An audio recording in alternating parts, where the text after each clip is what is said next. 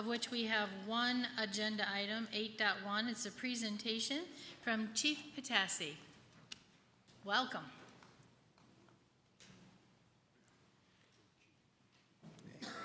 Good evening, Mayor, members of Council, City Manager, bidders, staff, and visitors. Appreciate the opportunity to come up today and boast about the department.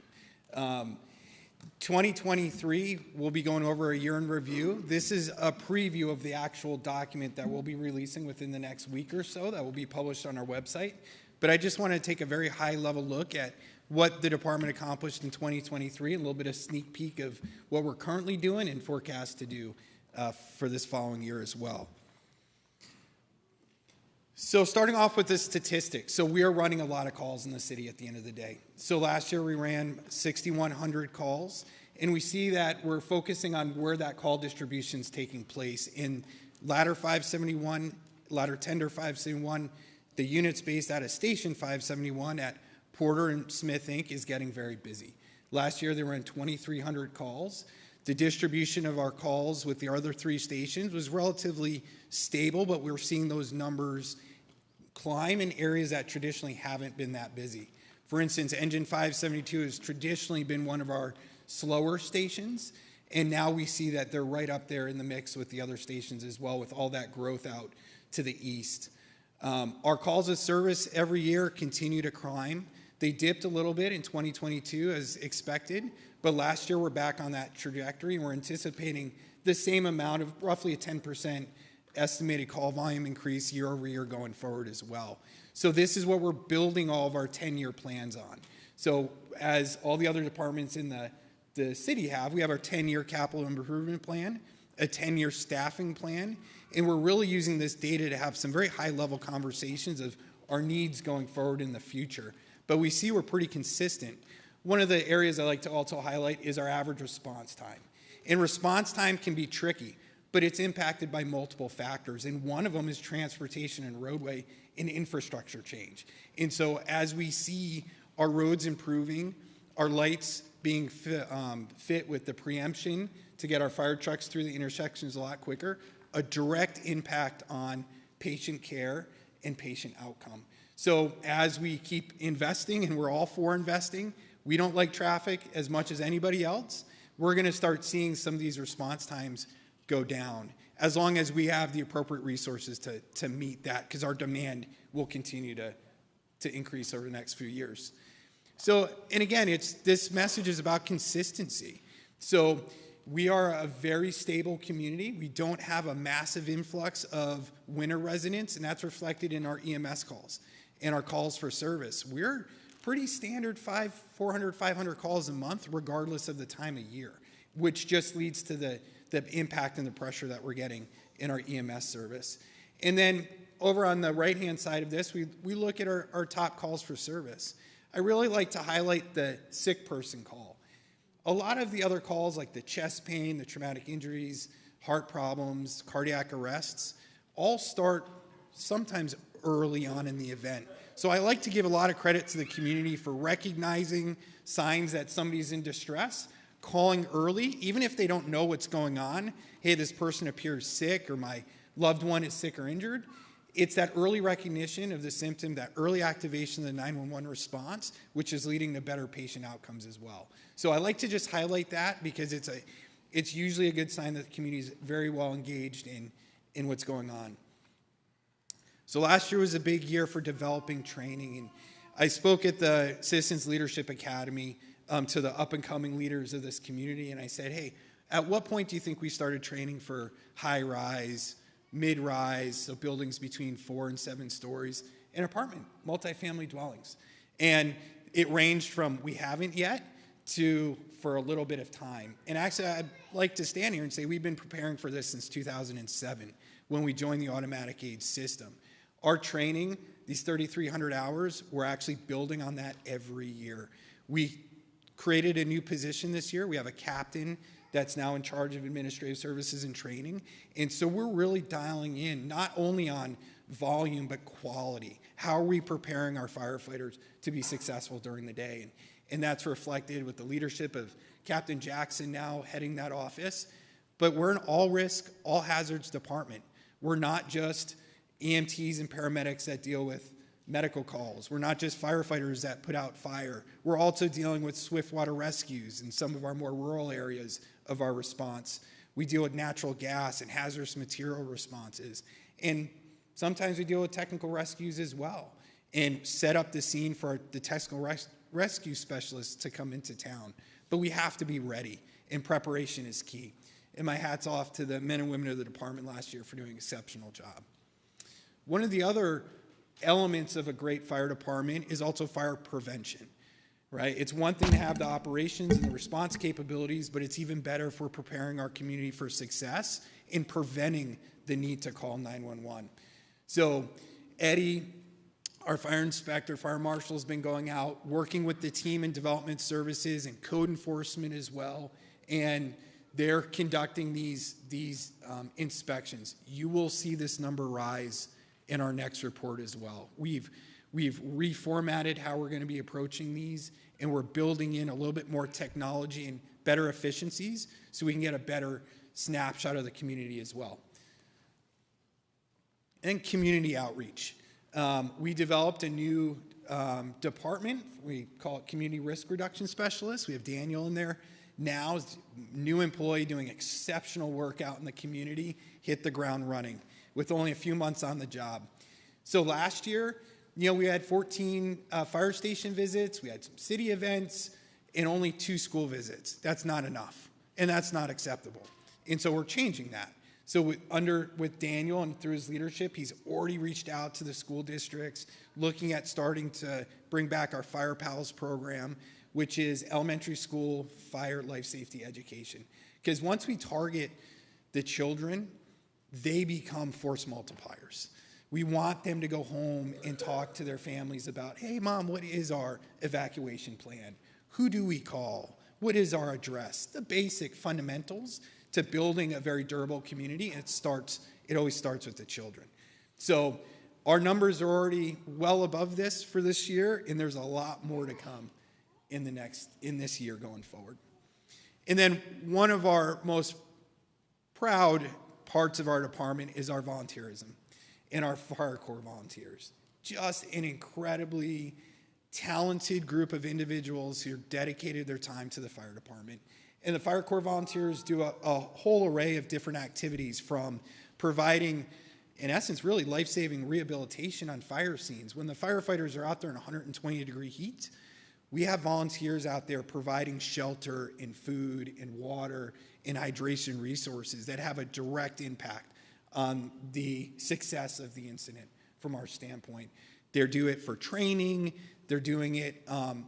It's a program of pride for them that's been incredibly well done. They're also very prominent now in community events.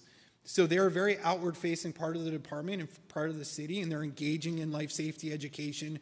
They're now coming into the schools to help with the Fire Pals program. We have newer volunteers that have 20-plus years, decades of experience teaching senior fall prevention programs. All these other components that we're now pulling together and building the framework and infrastructure to have these sound, repeatable, continuous programs going on into the future. And we have an incredible group of volunteers that donated 4,100 hours to the city last year, which is remarkable. And then at the end of the day, we're dealing with firefighters. We're dealing with men and women on the front lines of our community, dealing with a lot of stressful events. And so mental health and their wellness has been a priority for this department and for the city, through the city manager's office as well. And in 2023, we put money where our mouth is. So we created a health and safety officer. Captain Jay Evans assumed that role, and since December has just done incredible work. So we work with our organizational health coordinator as well. We brought in mental health programs for the firefighters, a Heal the Heroes program that does neurofeedback that has been remarkable. We are providing support after critical incidents and calls. Firefighters are getting calls immediately when we find out that they're on a fatality accident or an issue with a child, which is always very traumatic to the responders. We're now being very proactive in reaching out. At first, not always the most warmest welcome, we're fine. And what we're seeing now is they're now coming to us as well to say, you know what, I need help. And we're saying, thank you, here's all these resources. You know, it's a potpourri of resources. There's no one size fits all in mental health, and that's the exact same in the fire service. But through Captain Evans' leadership and the support of the city and everybody, we're really making great strides.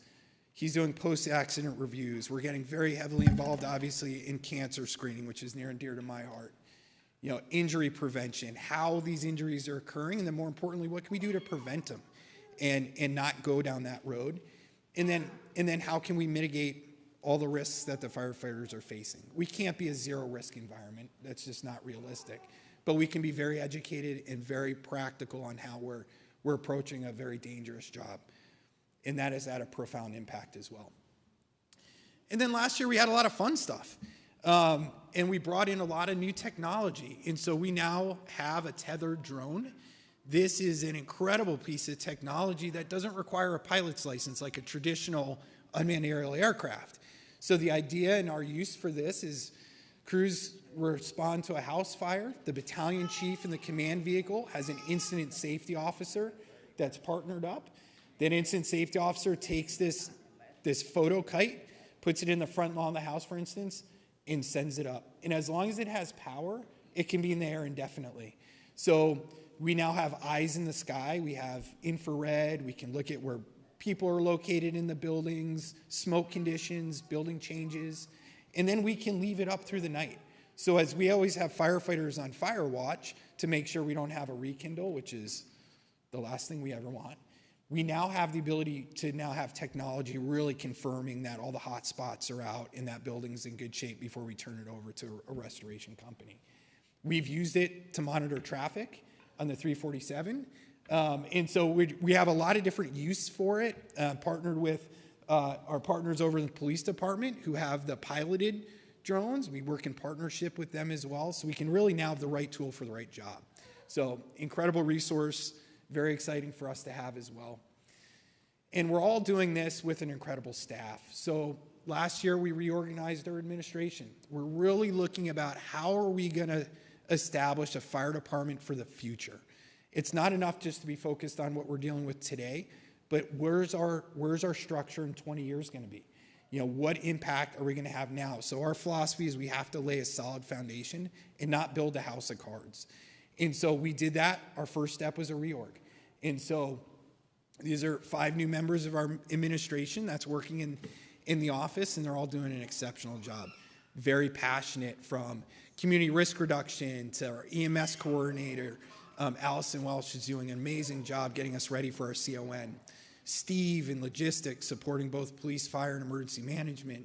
Jay as a health and wellness captain, and then Captain Jackson coming in at training and focusing on that. So we really appreciate everybody stepping up and coming on board. And it was a big year for promotions. Our biggest year, I believe, we've ever had for promotions, at least that I can remember being with the department. 16 members were promoted. It is a highlight of a fire department to be able to hire and promote from within. And we were successfully able to do that. And all the credit goes to all the individuals in these pictures.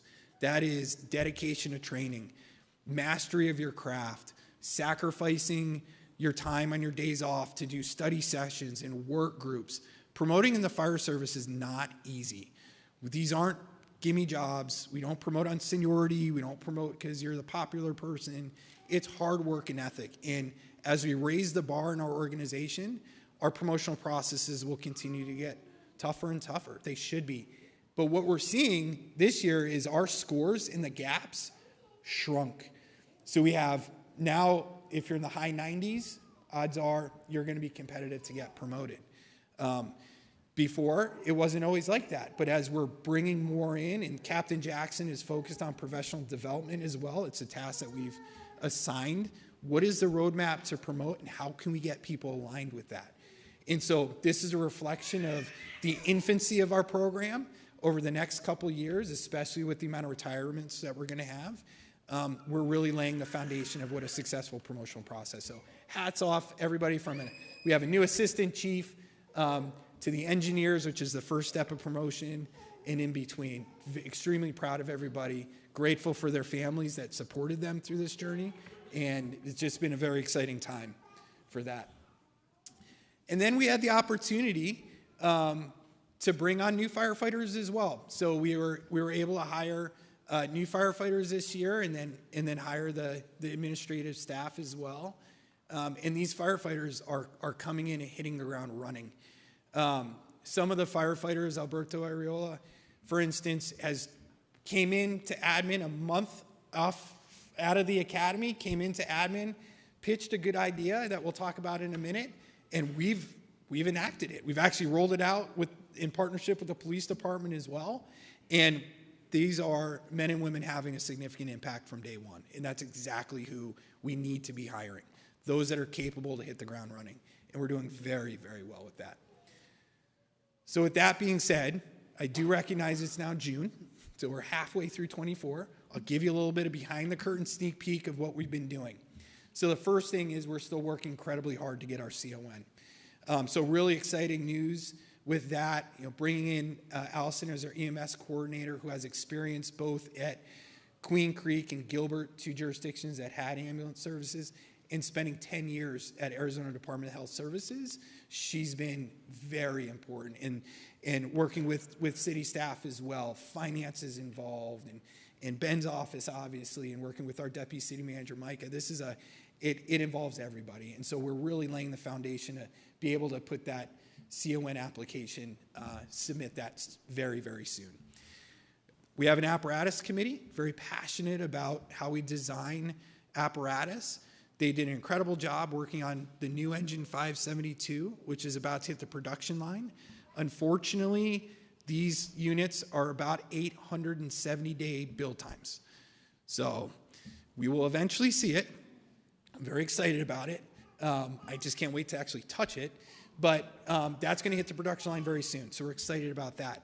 The apparatus committee is also compiling data, going to other Valley fire departments, talking to vendors, and they're starting to spec out our ambulances as well. And so they're going through that design process right now, and we'll be able to make recommendations on purchase coming soon by the beginning of July. So we're very excited about that. Community risk reduction and the work that Daniel's been doing, you're going to see us more in the community. You're going to have much more impact on and see more of fire department personnel, volunteers out, really trying to move the needle and make a difference. And we're already seeing that within the first 6 months of this year. I'm very excited to see what the next 6 months will be. And then back to that card from one of our youngest firefighters. So we've launched what we're calling the Good Samaritan card. And this is a business card that when there is an act of intervention by a Good Samaritan in the community, if somebody does CPR, if somebody is on scene of a bad car accident or a traumatic event, the first thing we want to do is thank them. Thank you. It's easy to drive by. It's easy to turn your head. It's easier to just say somebody else will worry about it, but that's not who we are as a city. So we see that. So this card first starts with a thank you. More importantly, it is a link to resources because traumatic events impact everybody. And so we know it's very traumatic to do CPR. It's traumatic for us and we do it professionally. And so when members of the community are stepping up as Good Samaritans, and we recognize it, we see it, or we even hear about it, we're going to be able to provide them resources. It's a link, goes right to the city website, and our organizational health coordinator, Captain Evans, and some professionals, medical professionals, have vetted these resources for them. So it may not be that day, 2 days, 3 days later, a month later, you have resources that you'll be able to reach out to and just get help if you need help or questions about grief or anxiety or whatever can come at the result. So it's another way for the city to reach out to the community and take care of the needs in the community as well. So very, very excited about that. Most importantly, like I said before, this is a young firefighter that just joined the department, bring ideas to the table, and we jump on them. So, it's that collaborative process that good ideas aren't dependent on rank or title. They're good ideas. And so having the ability to be able to act on those with the support of the city is great as well. And we have more coming down the pipe. I don't want to steal all the thunder for next year, but it's just been a great year for the department. The annual report will have much more detail in it. It's going to be launched, if not this week, it'll be next week on our website. Monica will be able to get that squared away from us. So I stand in front of you, a very proud fire chief, very proud of the men and women that serve this city every day, and very grateful for the city for allowing us the support to do that. You know, from starting at the council and the mayor and Ben's office and all of the directors I work with, we're in it together and we feel it. Every department touches the fire department in the city, and we feel it and we appreciate it. So with that, I'm open to any questions. Chief Pitassi, thank you very much. That was a great presentation. Yes. Thank you.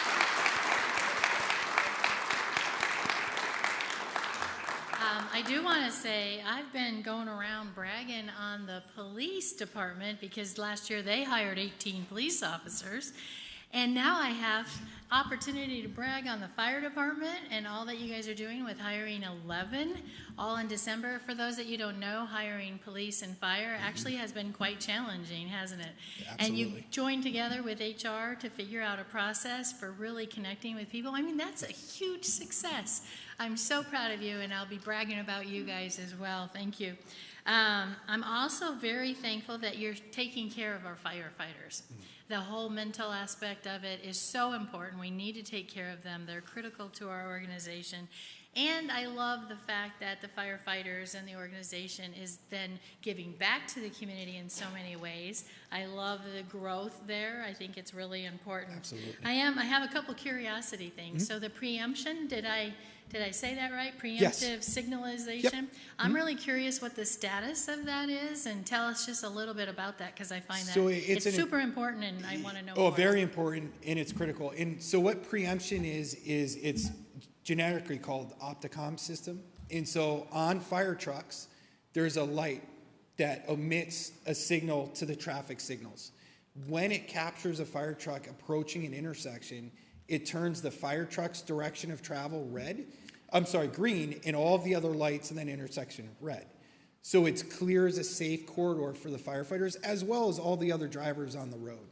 So we were able to complete the 347. Nice. So up and down the 347, and then slowly working with Keith Brown in Public Works, they're working on getting all of the other All roads, the other roads. caught up Nice, as well. fantastic. In the streetlights, How yes. far in advance does it recognize a fire truck? I don't know exactly. I just but had it, one but it's, pass it's me. pretty It's pretty far. Pretty far. It's I was pretty really far. impressed. And is that ambulances also? Some ambulances. Some Our ambulances. ambulances will have them. Okay, for sure. For sure. And then the tether, I'm just curious, how far up? I mean, So what it fits can- into that box in terms of a tether? So How it can far go up to 150 feet. Oh, nice. So, and sometimes it gets to 175, All right. which is more than enough. All But we right. can also launch it from the top of buildings. Yeah. It's very portable. It just Yeah. needs power. And then Pretty we can keep it exciting. up. Pretty Yep. exciting. Council, what other comments, questions do you have? Yes, we'll start with Councilmember Gettle. I made him wait till last. Oh, thank you, Mayor. Chief Pitassi, I just cannot thank you and the men and women of your department enough for not only what you accomplished this last year, but the level of service that you bring to the residents of our city. We truly have some of the finest firefighters and medical personnel in our team, so I just want to really express that gratitude to you. Also, just publicly state that you have my undying devotion if there's anything that I can do to help you and your department clear some hurdles and move things forward. And we just pride ourselves as a city building a safe and prosperous community. And our fire and our police are two of the biggest players in helping our residents to have that as their reality. So again, just thank you, and just know that I have your back and in your corner. If there's anything I can do, please let us know. Thank you very much. And I think you make a great point too. It's what makes Maricopa very unique. A lot of things make us unique. The partnership between police and fire is outstanding. And I know it starts at the top. However, Chief Goodman and I can have the best relationship in the world, but if that's not felt on the street where it matters, then it's all for naught. And we're fortunate in both organizations. I have a ton of respect for Chief Goodman. Very excited that he came to the city. But that trickle effect all the way down, we're seeing that in the streets, and that's critically important to taking care of our residents. Yeah, thank you very much, Chief. You're welcome. Thank Thank you. you very much, Councilmember Gettle. Councilmember Marsh. Yeah, first, Chief, what he said. But I had a personal experience with your team. In February, they rescued me along with the Vice Mayor and Councilmember Gettle and transported me successfully with a broken leg. And I can walk again, thanks to your team. So, yeah, I'm one of your statistics. Thank you. Not for being a statistic, but thank Yeah. you. Yeah. We'll avoid that in 24. Thank you, Councilmember Marsh. Councilmember Wade. Yeah, Chief, you know how I feel about you. You're a great guy, and you do have a great department that you work with. It makes it easier. But I have to be a little selfish and point out one person, that's Daniel. You talked around him a little bit, but the fact that you listened and paid attention to ideas that a younger, non-officer person in your department shows what kind of class you have, that you go where the best is, and recognizing Daniel for that purpose, for that being somebody that does listen, does pay attention, does offer advice, and is excited about what he does because he's getting recognized for that. So thank you. Thank you. I appreciate it. Thank you, Councilmember Wade. Vice Mayor Lehrman. Thank you for a great presentation, and I just want to congratulate the 16 individuals that were promoted this year. That's quite a bit of leadership and growth, and so that just caught my eye, and congratulations to all of them. They worked hard. They deserve it. Thank you. Very much. Yeah, thank you, Vice Mayor. Councilmember Noor. Thank you, Mayor. Chief, I just wanted to thank you and your department for everything you do. And I had the opportunity to visit all of the stations during EMS week. And it just so happened when I was at the busiest station, a member of our community came in to thank the firefighters there for helping him in an accident that had occurred and for the care they gave him. And it was just so great. We joked that it was staged while I was there, but it wasn't staged. A member of the community, on their own effort, came into the fire station because the service and the professionalism and the care that your department showed was so overwhelming that he felt he needed to come back and personally thank them. And that's just a testament to you and your leadership and the amazing staff and firefighters that you have working for you. So I just wanted to make sure that was known. Thank you. Thank you so much. We have incredible firefighters. I'm so proud of them. Councilmember Manfredi. Thanks again. You do a great job. Your whole staff does a great job. All our firefighters are wonderful, and you know it's always good to have that, especially when you need it. Can you expand a little bit on the new station that we're going to be putting in down south, as well as the ambulance service, and just explain the time frame for that? The new station going down south. So from the fire department standpoint, we are starting to look at design, starting to look at the contracts. We are putting together our staffing models and plans. We are getting as prepared as we can at the department level. And then we make the recommendations up to Ben and the executive team, and then they balance the timing of it. We know we're committed to that area. We're down there. I just drove it the other day. We have resources down there doing area familiarization and sizing that up. But from a fire department standpoint, we have our staffing models. We have our staffing plan. We have our design team in place. We haven't gone down the road of architects or whatnot, but we're ready, and we're just working with Ben and the executive team on the timing of when that'll be a reality. And we are responding to calls already down We there. are, correct. Thank you. And you also asked about the Oh, ambulance. and the ambulance service. Ambulance What are we looking services, at here? ambulance service is moving very well. We had the opportunity to get feedback from the state on our initial application. It was a draft and cursory review, and there was incredible feedback on our first draft. Comments of, it was one of the best applications they've seen so far. So we're just waiting. We're going to bring an attorney on board, and she's very, very successful in this. And we're going to go follow her guidance on the path moving forward as truly the project manager for moving this forward. So we're extremely excited to have the support from that, and we'll be going through pretty quick. Thank you. You're welcome. And on the ambulance service, when you mentioned earlier, and you just mentioned it again, that you have looked at and are including experts Oh, yes. and who have done this before. The thing I hate the most is when you go into a new program and you hire somebody that's just not up to par. And so to hear you say that we're hiring experts who have done this successfully and spending the money to make sure it's a perfect system, I really appreciate that. So thank you very much. It's too important. It's too important. It is too important. You can't do this Absolutely. 95%. Absolutely. And so we have the right people sitting around the table, and there's a lot of leadership within the city because CON touches finance and public, it touches everybody. So we have put a great team together that's going to take it across the goal line. That's excellent. Thank you very much. You're welcome. Any additional comments? Thank you for your presentation.